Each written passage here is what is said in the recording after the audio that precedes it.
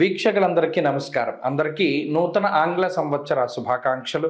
2025వ సంవత్సరం జనవరి మాసంలో ఏ విధమైనటువంటి గ్రహగతులు ఉన్నాయి, తద్వారా 12 రాశులపై ఇవి ఏ విధమైనటువంటి ప్రభావాన్ని చూపిస్తాయి అనేటువంటి విషయాన్ని పరిశీలన చేద్దాం. ముఖ్యంగా ఈ మాసంలో ఉన్నటువంటి గ్రహగతులను గమనిస్తే, ఈ మాసంలో గురుడు వక్రించి వృషభ రాశి యందు సంచారం చేస్తూ ఉన్నారు. 22వ తారీఖు వరకు కర్కాటక రాశి యందు కుజుడు వక్రగతిలో సంచారం చేస్తూ ఉంటే 22 దగ్గర నుండి మిథున రాశిలోకి, అనగా ఇది కుజ స్తంభన, ఇది ఆల్మోస్ట్ దాదాపుగా ఏప్రిల్ మేల వరకు ఉంటుంది. కాబట్టి కుజుడు మిథునం కర్కాటకం ఈ రెండు రాశుల మధ్యలోనే సంచారం చేస్తూ ఉంటారు, స్తంభిస్తూ ఉంటారు.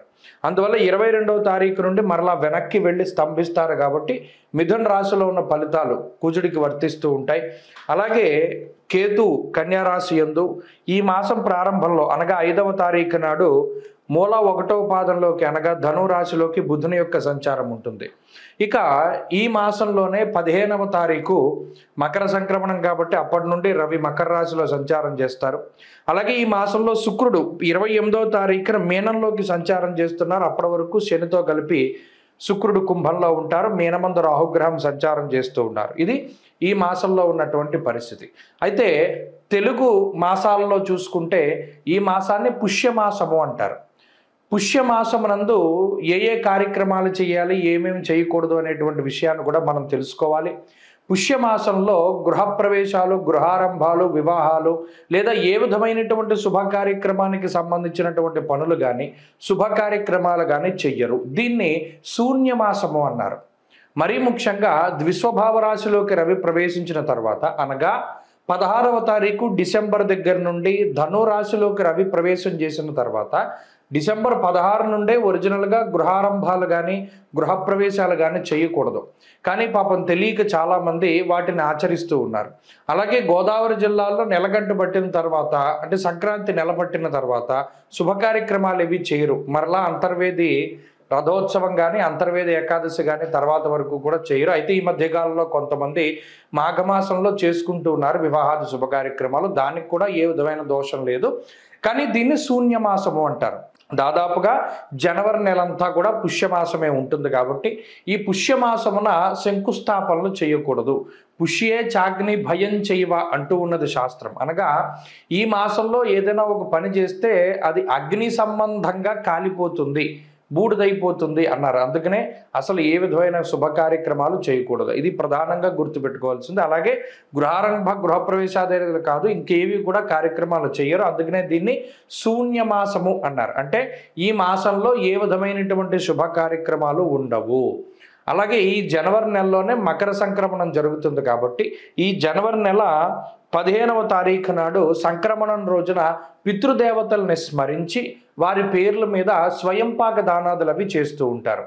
కాబట్టి ఈ సంక్రాంతికి కూడా పంట చేతికి వస్తుంది. కాబట్టి ఆ చేతికి వచ్చినటువంటి పంట ఏదైతే ఉన్నదో దానిలో కొంత భాగం హరిదాసులకి, జంగం వాళ్ళకి, బ్రాహ్మలకి, లేకపోతే ఇంకా రకరకాలైనటువంటి వారు ఎవరైతే పూజనీయులైనటువంటి స్థానాల్లో, అంటే పెద్దల పేర్లు చెప్పిస్తూ ఉంటారు, బియ్యాలు వారికి ఇస్తూ ఉంటారు. వారికి చక్కగా ఈ 15వ తారీఖు నాడు ఇవ్వవచ్చును. అంతేకాకుండా ఈ మాసంలో ఈ గ్రహస్థితిని బట్టి ద్వాదశ రాశుల ఫలితాలు కూడా మనం ఇప్పుడు చెప్పుకుందాం. వృషభ రాశి వారికి జనవరి నెలలో గ్రహాల తాలూకు స్థితిగతులను పరిశీలన చేస్తే 22వ తారీఖు వరకు కుజగ్రహం తాలూకు అనుకూలత చాలా ప్రస్ఫుటంగా కనబడుతూ ఉన్నది. అలాగే 15వ తారీఖు వరకు అష్టమ రవి యొక్క స్థితి కనబడుతూ ఉన్నది. అంటే ముఖ్యంగా ప్రతికూలించే గ్రహాలని మొట్టమొదటిగా చూస్తే కుజుడు 22వ తారీఖు వరకు అనుకూలమైన గ్రహం, రాహు అనుకూలమైనటువంటి గ్రహం. ఈ రెండు గ్రహాల తాలూకు స్థితిగతులే చాలా బలంగా కనబడుతూ ఉన్నాయి. ప్రతికూలంగా ఉండే గ్రహాలను చూస్తే ఈ గురుడు వక్రించినటువంటి తాలూకు ఫలితాలు ఒకటి, మాసం మధ్య వరకు ఉన్నటువంటి అష్టమ రవి బుధుల యొక్క దోషం ఒకటి. ఇవి రెండు ప్రధానంగా ఇబ్బంది పెట్టేటువంటి గ్రహస్థితులు. అంటే అటు ప్రతికూలతలు చూసినా అనుకూలతలు చూసినా ఆల్మోస్ట్ సమానంగానే ఉన్నాయి. 2 గ్రహాలు లేదా 3 గ్రహాలు అనుకూలించడం, 2-3 గ్రహాలు ప్రతికూలించడం వల్ల చాలా న్యూట్రల్గా రిజల్ట్ వస్తుంది. అయితే ఈ రాశి వారికి ఏంటంటే బలం, కుజుడు బలంగా స్తంభించి తృతీయంలో ఉండడం అనేటువంటిది బలం. అది 22వ తారీఖు వరకు ఉంటుంది. అందువల్ల ఏదైనా ముఖ్యమైనటువంటి పనులు ఏమైనా ఉంటే 22 లోపుగా పూర్తి చేసుకోవాలి. అయితే ఈ కొత్త సంవత్సరాన్ని మంచిగానే ప్రారంభం చేయగలుగుతారు వృషభ రాశి వారు. మరీ ముఖ్యంగా అనుకున్నటువంటి వాటిల్లో కొంత జాప్యం ఉంటుంది. అలాగే ఏదైతే వీరు కొన్ని వేడుకలు లాంటివి లేదా ఏదైనా ఫంక్షన్స్ లాంటివి చేద్దాం అనుకున్నప్పుడు దానిలో వీళ్ళకి సాటిస్ఫాక్షన్ ఉండదు. మనం ఇలా అనుకోలేదు కదా, సరే కొంత కాంప్రమైజ్ అయ్యి ముందుకు వెళ్ళవలసి వస్తుంది అనుకునేటువంటి ఇది కొంత వాళ్ళకి అనుకున్నట్టుగా సాటిస్ఫాక్షన్ ఉండదు ప్రతి చిన్న విషయంలోనూ. ఇది ఒకటే కొంత అసహనము అనేటువంటిది ప్రధానంగా కనబడుతుంది. ఈ అసహనము అసంతృప్తి ఈ నెలంతా కూడా ఎక్కువ ఉంటుంది. మరీ ముఖ్యంగా ఏదో జరిగిపోయిన దాన్ని వదిలేయకుండా పట్టించి కూర్చుంటారు. దానివల్ల జరగవలసినవి జరుగుతూ ఉన్నవి కూడా చాలా ఎఫెక్ట్ అవుతూ ఉంటాయి. ఈ వృషభ రాశి వారిలో ఈ నెలలో ప్రధానంగా కనబడేటువంటి సమస్య ఇది. సరే జరిగింది ఏదో జరిగిపోయింది కదా, దాన్ని ఓవర్కమ్ చేసి జరగాల్సింది చూద్దాం అనేటువంటిది ఉండదు. ఈ గ్రహస్థితి ఏం చేస్తుంది అంటే గతం తాలూకు అనుభవాలని జ్ఞాపకాలని ఎక్కువగా రిపీట్ చేస్తూ ఉంటుంది. అందువల్ల జరిగేటువంటి వాటి మీద కూడా అంత శ్రద్ధ చూపించలేకపోతారు. ఇది అయితే ఆరోగ్యానికి సంబంధించినటువంటి విషయాలు సానుకూలంగానే ఉన్నాయి. ఆరోగ్యపరమైన సమస్యలు ఏమీ లేవు, అనారోగ్య సమస్యలు ఏమీ లేవు. అలాగే ప్రత్యేకించి ఆర్థిక లాభాన్ని సూచించేటువంటి గ్రహస్థితిగా కూడా ఈ గ్రహస్థితిని మనం చెప్పుకోవచ్చును. అదే మాదిరిగా కొంత ఖర్చు కూడా దీనివల్ల కనబడుతుంది. మరి రెండవ స్థానంలో కుజ సంచారం చివరిలో ఉండే అష్టమంలో రవి ఉన్నప్పుడు దుర్దోష శత్రు సంవాదో గమనం యథ అంటే ఆర్థికంగా గ్రహగతులు బాగానే ఉన్నా కూడా ఖర్చు కూడా అదే రీతిగా ఉంటుంది. అందువల్ల సరి సమానంగా ఉంటుంది. ఈ నెలంతా అంతే, పాజిటివ్ ఎంత ఉందో నెగిటివ్ అంతే ఉంటుంది. అందుకనే న్యూట్రల్గా సాగుతుంది అని చెప్పాను. ఇప్పుడు ఏదైనా ఒక మంచి వచ్చింది అనుకోండి, దాని వెనకాల ఏదో ఒక చెడు వస్తూ ఉంటుంది. అందువల్ల న్యూట్రల్ అయిపోతుంది. ఈ నెలంతా అదే రకమైన గ్రహస్థితి ఉంటుంది. ఏదైనా అనారోగ్య సమస్య వచ్చింది, మళ్ళీ తొందరగా రికవరీ అవ్వగలుగుతారు. అలాగే కుటుంబ సంబంధమైనటువంటి సమస్య ఏదో వచ్చింది, మరలా దాని నుండి బయటపడగలుగుతారు. ఇలా ఈ మాదిరిగానే ఉంటుంది గ్రహస్థితి అంతా. ఇక ఉద్యోగ వ్యాపారాలకి సంబంధించినటువంటి విషయాలు కూడా ఈ రాశి వారికి కొంత సానుకూలంగా ఉన్నాయి. కొంత ఈ ఉద్యోగంలో కానీ వ్యాపారంలో కానీ ఒత్తిడి మాత్రం కొంత అధికంగా ఉంటుంది. గతంలో ఎన్నడూ చేయనటువంటి పనులను సైతం మనం చేయవలసి వస్తుంది ఈ రాశివారు. అదొకటి ప్రధానంగా గుర్తుపెట్టుకోవాలి.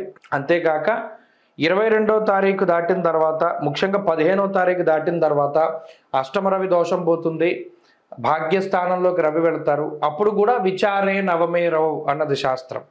కాబట్టి ఏదో ఒక దాని గురించి చింతన. అందుకని ప్రధానంగా ఈ నెలలో ఒకటి గుర్తుపెట్టుకోండి, అయిపోయిన దాని గురించి మీరు తలుచుకోవద్దు. అది మంచిగా జరిగిందా చెడుగా జరిగిందా, అయిపోయింది ఏదో అయిపోతుంది. ఈ జరగవలసిన దాని మీద ఎక్కువ కాన్సన్ట్రేట్ చేయండి. అది ఒకటే మీకు చెప్పదగినటువంటి సూచన. మిగతా విషయాలన్నీ కూడా సాధారణంగానే ఉన్నాయి. ఈ జనవరి నెలలో మరింత అనుకూలమైనటువంటి ఫలితాలను సాధించడానికై ఈ రాశి వారు చేయవలసినటువంటి ఆరాధన దక్షిణామూర్తి యొక్క ఆరాధన. దత్తాత్రేయ ఆరాధన కానీ దక్షిణామూర్తి ఆరాధన కానీ లేదా ఏదైనా స్తోత్రం కింద చదువుకోదలుచుకుంటే సిద్ధమంగళ స్తోత్రము లేదా దక్షిణామూర్తి స్తోత్రం, ఇవి రెండు చాలా పవర్ఫుల్ స్తోత్రాలు. అవి గురుబలాన్ని పెంచుతాయి. తత్ఫలితంగా ఈ నెలలో మరింత అనుకూలమైనటువంటి ఫలితాలను పొందగలుగుతారు. స్వస్తి.